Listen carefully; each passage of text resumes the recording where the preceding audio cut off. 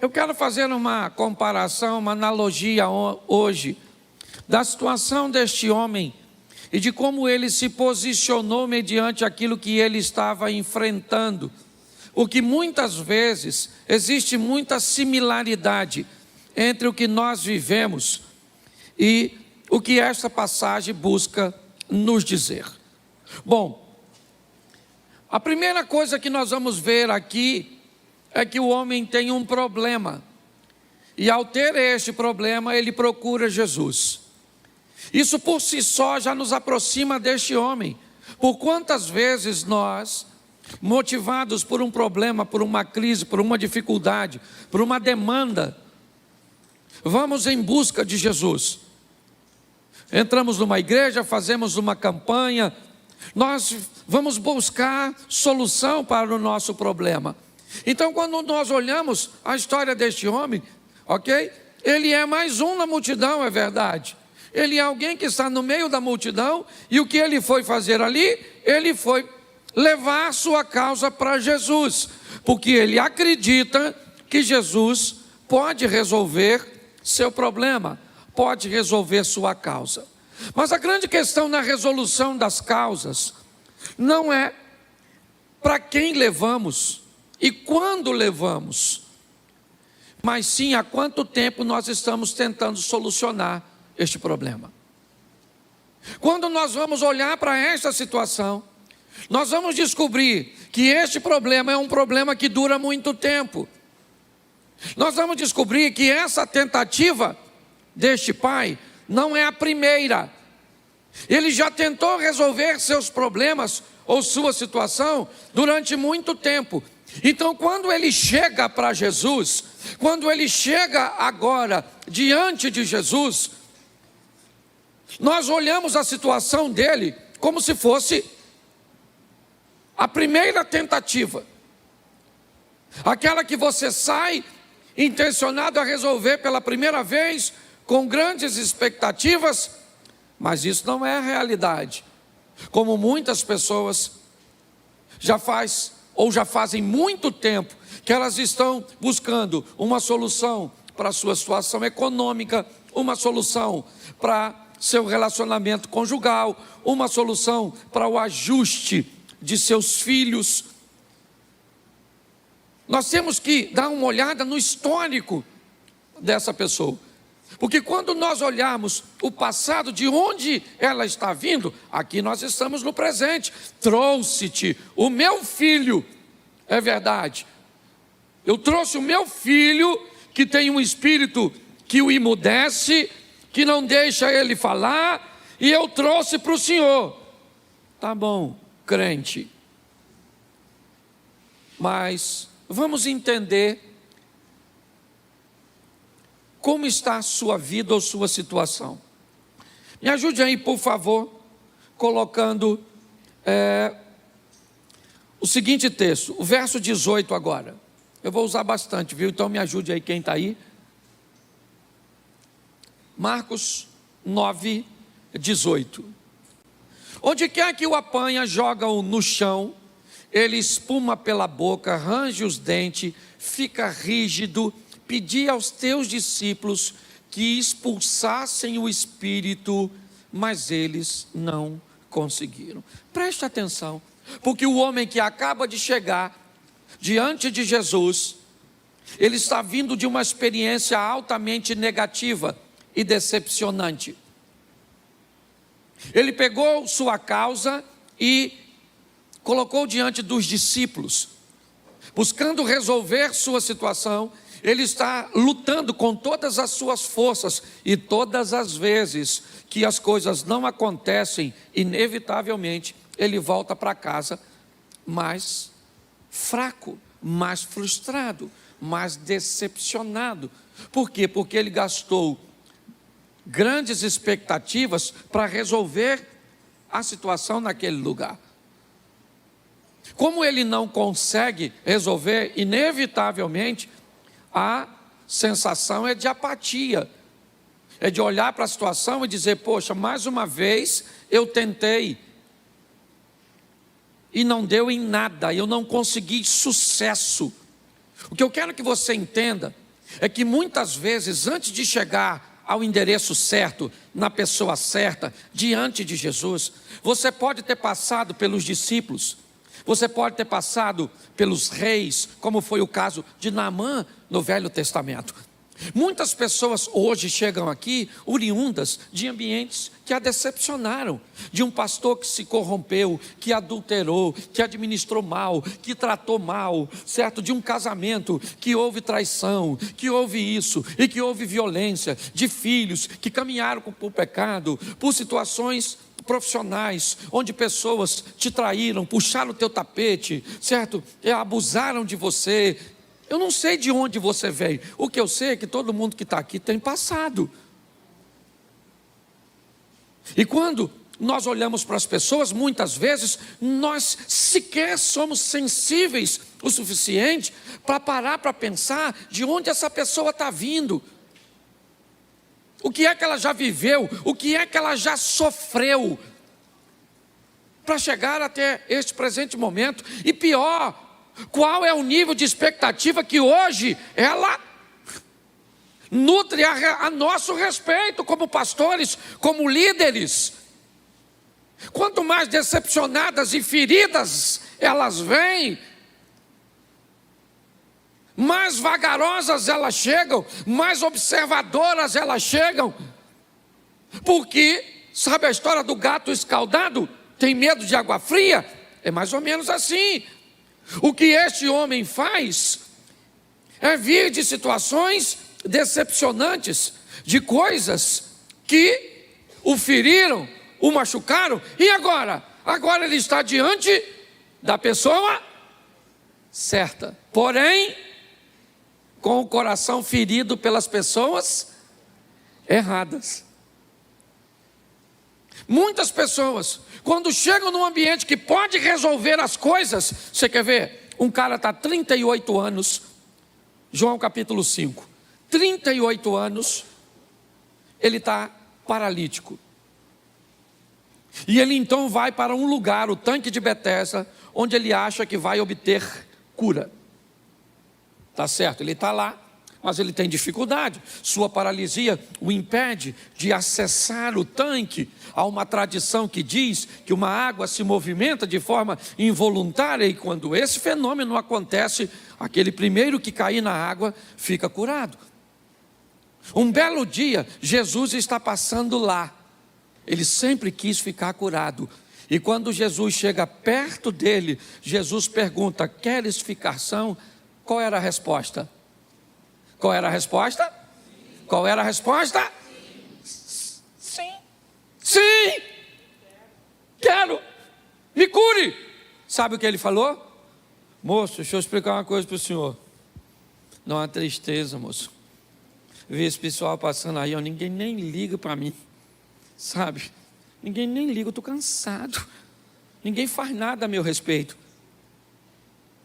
Era só falar sim. Mas o que ele está dizendo é o seguinte: eu estou tão machucado pelo o que fizeram comigo até hoje, que eu estou diante da oportunidade de me dar a minha vida e não consigo mudar. Hoje, você está achando que esse texto é diferente de nós? Não é não, querido. Muitos de nós estamos tão feridos, estamos tão machucados, estamos tão decepcionados, que muitas vezes viemos a um culto maravilhoso que muda a vida dos outros, mas não muda a nossa. Por quê? Porque as feridas, normalmente, elas acabam impedindo o agir de Deus. Nós estamos olhando para um texto, este homem está tendo o privilégio de falar com Jesus. Jesus perguntou: o que é que está acontecendo? Ele foi lá e falou: olha, sou eu que trouxe-te o meu filho, que tem um espírito que o emudece, que faz com que ele não fale. Esse espírito apanha ele de uma forma tão violenta, que ele fica todo rígido, espuma a boca, e parece que vai morrer. E aí Jesus faz uma pergunta para ele, no verso 21. Coloca aí. Jesus perguntou ao pai do menino: há quanto tempo ele está assim? Isso faz diferença para Jesus, sim ou não?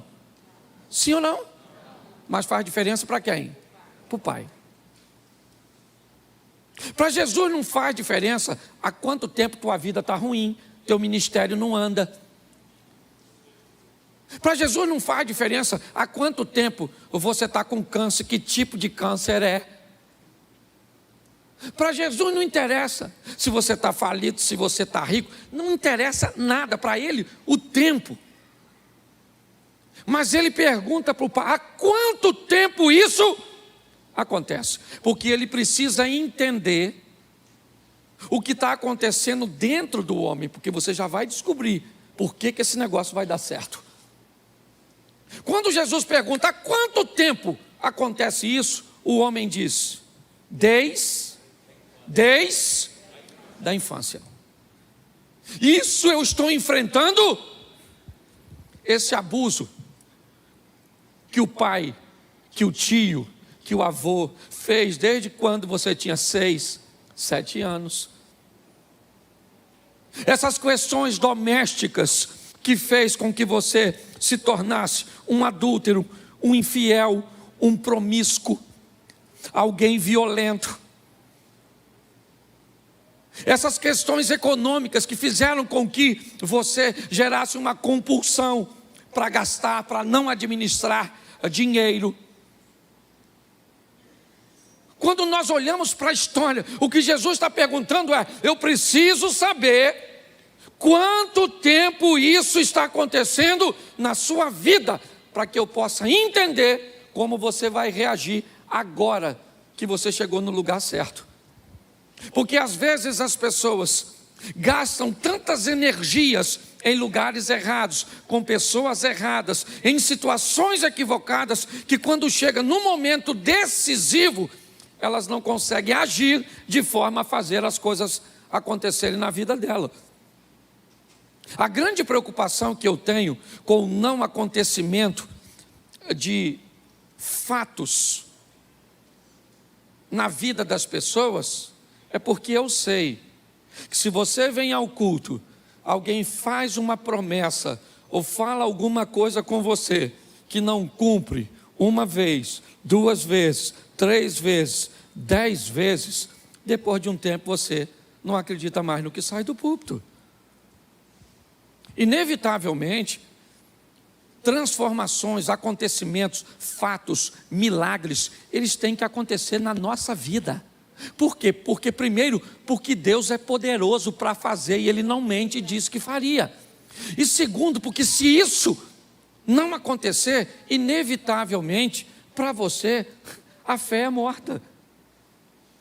É assim que funciona. Quando nós olhamos, Jesus pergunta, há quanto tempo ele está assim? Note que Jesus pergunta para o pai, há quanto tempo o seu filho está assim. Ele não pergunta ao menino, o problema não é o menino, é o pai.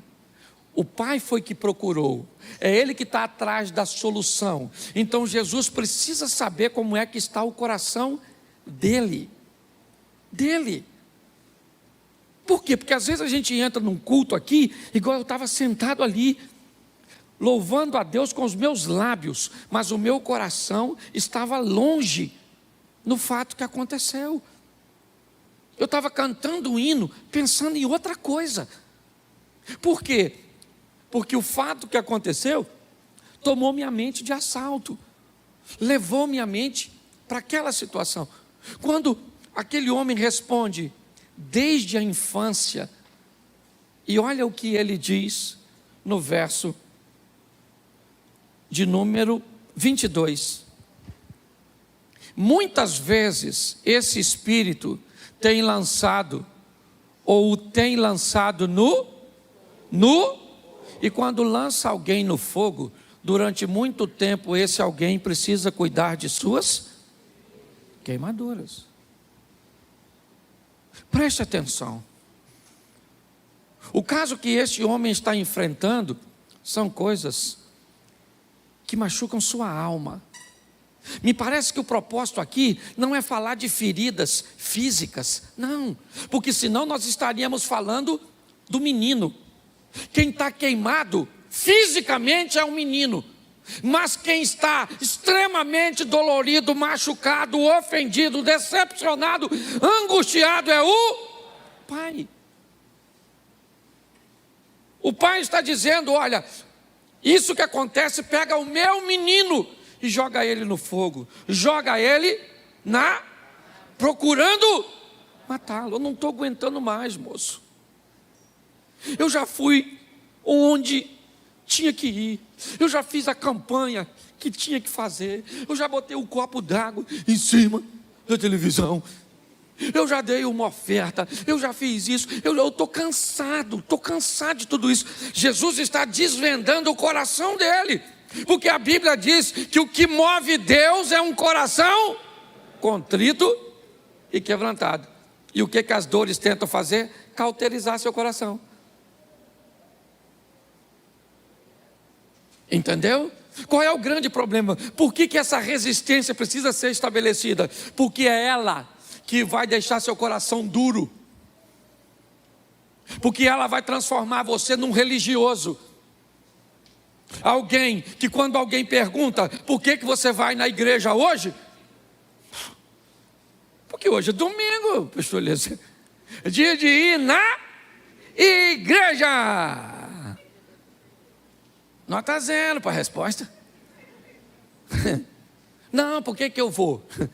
Eu vou porque eu vou cultuar o meu Deus, dar o melhor de mim, porque Ele foi extraordinário essa semana, isso aqui passou, e com certeza essa semana que vai vir agora vai ser extraordinária, e eu sou grata. Eu quero lá dobrar meu joelho, eu vou dar minha ofertinha. Ah, mas ela é pouquinha, mas é o que eu tenho, e louvado seja o Eterno, que ninguém se meta na sua oferta, na sua vida, na sua oração, uma vida com Deus. Mas se começa a te machucar, sabe como é que você vem para a igreja?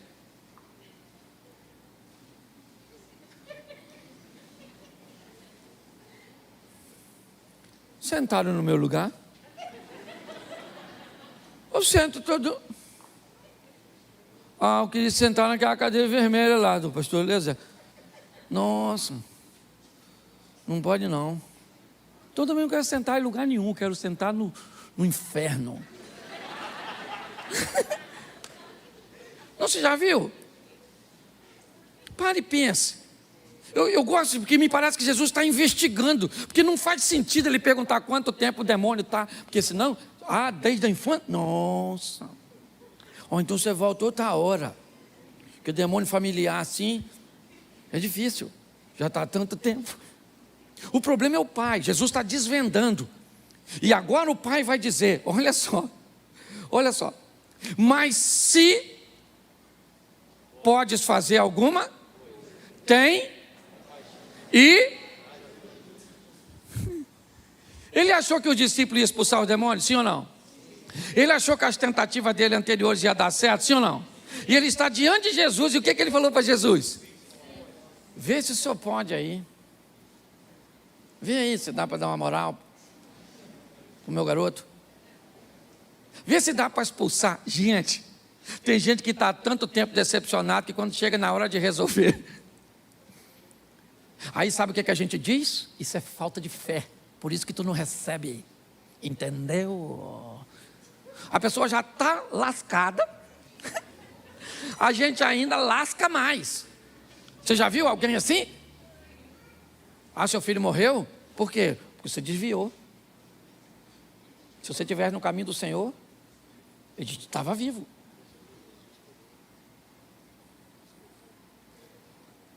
Você perdeu o emprego? Nossa, meu vizinho está desempregado há 7 anos. Tem gente que parece que se você conversar com ela, sabe o que ela faz? Amarra uma pedra no seu pé e joga dentro do mar, que é para terminar de lascar você. Quando nós olhamos aqui, nós estamos vendo alguém machucado pelo passado, porque tem passado. Tem gente aqui que está com medo de casar. Por quê? Porque se decepcionou. Deu ruim com um homem, deu ruim com 2 homens, com 3 homens, com 5 homens, com 7 homens. Parece Branca de Neve, não é verdade? Pare e pense. Porque o passado, nossas derrotas, inevitavelmente, elas trazem danos. E é isso que Jesus está mostrando. Por isso que Jesus perguntou para o cara: quanto tempo acontece isso? Ele falou: esse negócio já está um tempão. Os demônios querendo matar meu garoto, joga o menino no fogo, joga o menino na água, meu filho está parecendo X-Men. Agora, se o senhor pode fazer alguma coisa, vê se dá para ajudar. Com quem ele falou isso? Com o chefe dos crentes. E se tem uma coisa que Jesus é franco, Jesus não vai dar mole para ele. Olha o que Jesus diz no verso seguinte.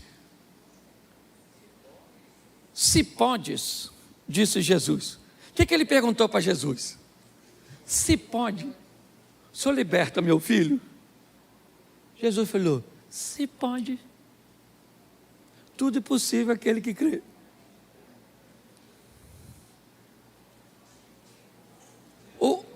O camarada jogou a bola para Jesus. E Jesus fez assim, ó. Toma de volta.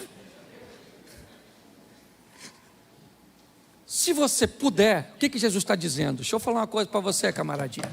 Você está chateado, frustrado, meus discípulos, os demônios, os vizinhos, a sogra, o marido, a esposa, o Lula, Bolsonaro, tudo, tentando acabar com a sua fé, desmoronar o seu corá.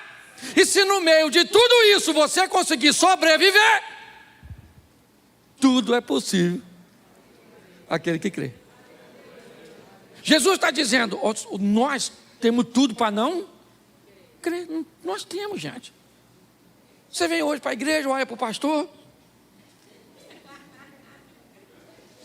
não tem gravata, não tem terno, não tem nada, uma perda de credibilidade. Esse dia um cara me abordou ali e falou, o senhor que é o pastor mesmo? De camiseta? Eu falei, até que alguém diga o contrário. Esse dia alguém falou assim para mim, o senhor não parece pastor. Eu falei, então você me diz como é que parece, que eu sei parecer. Pega a Bíblia assim, né? Sim ou não? Sim, gente. Está duvidando de todo mundo. Nós duvidamos da polícia, dos políticos, dos médicos. Nós estamos duvidando de tudo, porque a credibilidade foi jogada no lixo. Os mais velhos aqui são da época que papel valia muito menos do que palavra, meu irmão. Eu ainda sou dessa época.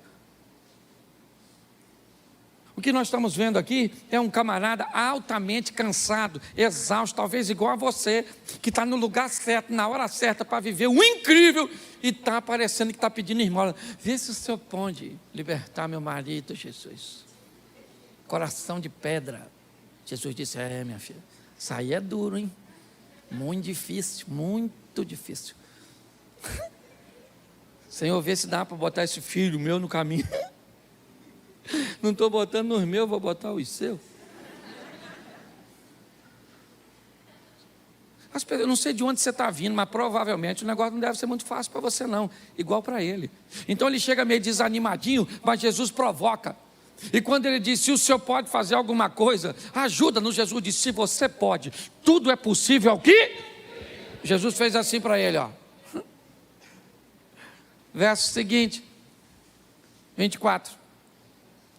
Imediatamente o pai do menino declarou o quê? Creio. Ajuda-me.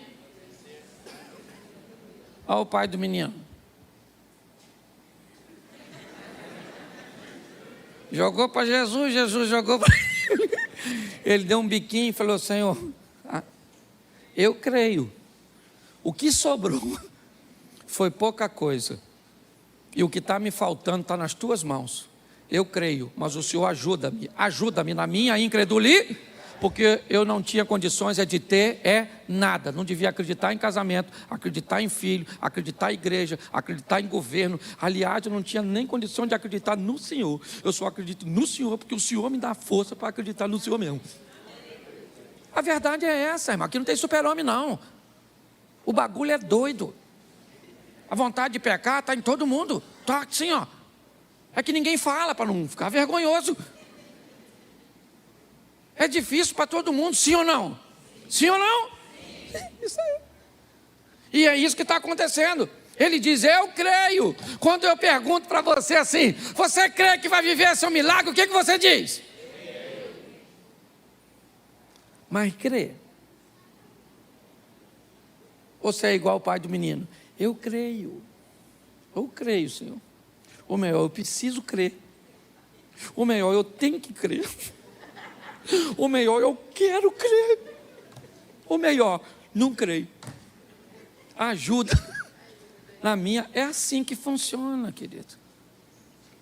E é isso que ele está dizendo. E quando ele faz isso, verso seguinte, olha aqui. Quando Jesus viu que a multidão estava se ajuntando, repreendeu o espírito imundo, dizendo: espírito mudo e surdo, eu ordeno que o deixe nunca mais. O espírito gritou, agitou violentamente e saiu. O menino ficou como morto, ao ponto de muitos dizerem o quê? Jesus acabou de fazer um milagre. E o que o pessoal falou? O que ele falou? Ele matou o garoto. Matou o menino lá, paradinho, ó. Ele matou. Agora resolveu, hein? Agora ele matou o menino. Escute. Quando nós olhamos para isso, as pessoas estão em volta dizendo: será que ele vai libertar? Não, mas é um demônio que está há muito tempo. O pai dele diz que joga ele no ar. Nossa, é uma coisa violenta. Mas todos os discípulos, não, porque a questão, gente, não eram os discípulos, não era o menino, era o homem e Jesus. Foi o homem que foi procurar Jesus para resolver um problema dele. É importante você entender isso. Este relacionamento que nós estamos propondo não é entre você, sua mãe e Jesus. Não é entre você, seu pai e Jesus. Não é entre você, sua esposa e Jesus. Não. Aqui é você e Jesus. Independente de seu pai, independente da sua esposa, independente. Não é assim que funciona. Muitas pessoas me parece que estão aguardando uma mudança condicionada. Jesus entra com providência e liberta um menino. Por que ele libertou o menino? O menino era a vitória daquele homem, era isso. Aquele homem foi procurar e mostrou para Jesus suas debilidades, suas decepções, tudo aquilo que ele já tinha vivido.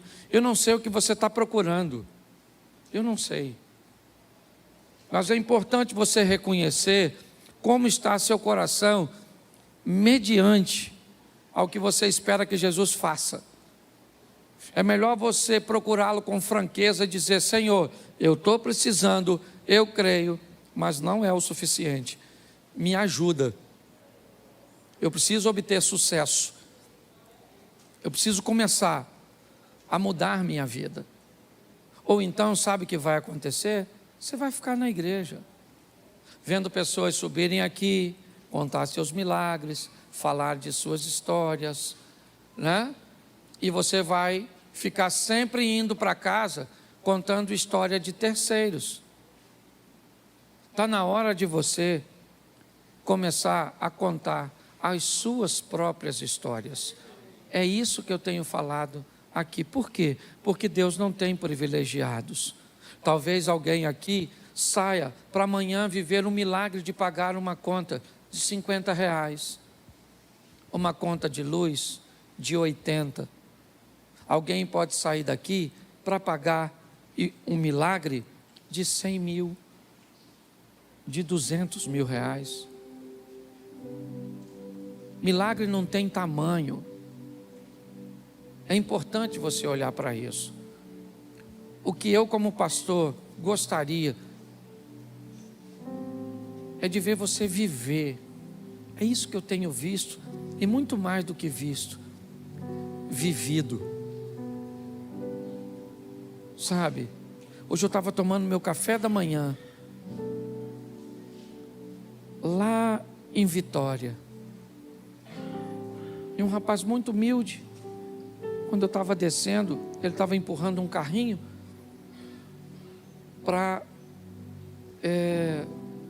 de café, que ele estava entregando café nos quartos por causa da pandemia, e eu tinha descido, e ele me perguntou se ele poderia entrar no elevador comigo, porque o funcionário não poderia entrar com aquele carrinho, e ele devia estar atrasado, e eu disse, claro. E quando ele entrou, ele encostou assim e falou assim, nossa, o senhor parece demais com o pastor Cláudio Duarte. E eu falei para ele, eu já estou cansado, cara, de nego me confundir com esse cara. Aí chegamos no térreo, ele pediu que eu saísse, eu falei, não, eu seguro a porta, você sai. Aí ele saiu, aí ele falou, muito obrigado. Aí eu falei assim, pô cara, eu estou brincando com você, eu sou o pastor Cláudio. Ele falou, poxa, que legal, eu sou lá de Fortaleza. Aí eu fui, fiz o check-in, voltei, sentei para tomar meu café. Ele se aproximou, não é hábito de funcionários de hotel fazer isso, e começou a falar de como meu ministério fez diferença na vida dele. E o cara começou a ministrar no meu coração, falando das pessoas que me chamam de palhaço, que falam mal de mim, que não me entende, que não vê seriedade em mim. Mas ele começou a me dar testemunho de pessoas que mudaram de vida por causa. Então deixa eu falar uma coisa para você, se as pessoas vão te entender ou não, isso é problema delas.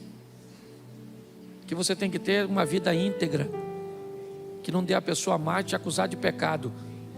Outra coisa, você quer viver bem, se você não precisa da aprovação das pessoas, pare de se preocupar com as críticas delas. Vai viver o extraordinário ao lado de Deus, pois é isso que Ele tem para você. Saia daqui, sabe? Apesar de todo o seu cansaço, a sua decepção, as suas tragédias, as suas debilidades, a ausência de recursos e tudo isso, que você não está sozinho não, meu irmão. Está cheio de garotão aqui, ó, de moleque, aqui, desculpa a expressão moleque, porque é gente nova, saindo de famílias humildes, de interior de todo o Brasil, para tentar sucesso aqui. Gente que às vezes não tem onde morar, não tem o que comer direito, não tem dinheiro para comprar, ou para pagar uma passagem, certo? Para ir treinar, e muitas vezes vão treinar sem café, porque gente que está correndo atrás do sonho, está assim de gente que já sofreu pra caramba, mas está lutando. Não desista não, meu irmão. Vamos embora, você está cansado, chega aos pés de Jesus e diz, Senhor, eu creio, mas me ajuda, porque eu estou vindo de um rojão, eu estou vindo de uma decepção após a outra, mas eu não vou entregar o jogo. Eu sei que agora eu cheguei.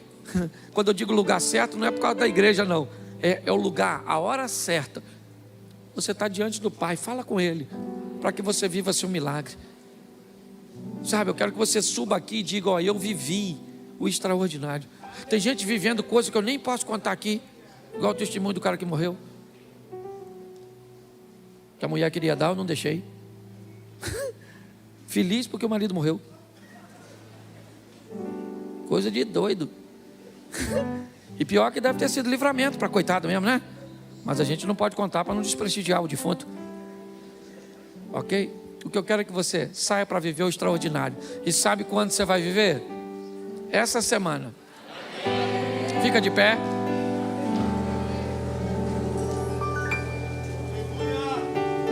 Fica de pé. Isso. Fala para quem está do seu lado assim, eu tenho passado. E ele não é bom não, hein? Mas eu vou prosseguir.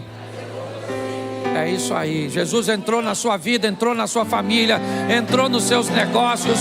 Não esmoreça, prossiga, vá avante, tente de novo. É isso aí. Vamos ver nossos sonhos virarem realidade. Feche seus olhos. Pai, em nome de Jesus, leva-nos aos nossos lares, para vivermos uma semana extraordinária, Pai, uma semana de milagres, de conquista, de respostas.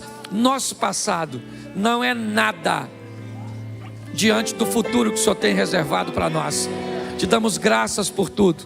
Leva-nos aos nossos lares, guardado por tuas boas mãos poderosas. Que o grande amor de Deus, nosso Pai, a graça de nosso Senhor e Salvador Jesus Cristo e as doces consolações do Santo Espírito de Deus seja para com todo o povo do Senhor, e todos digam: preste atenção, você vai ter que sair por aqui. Senta aqui você. Isso, pessoal.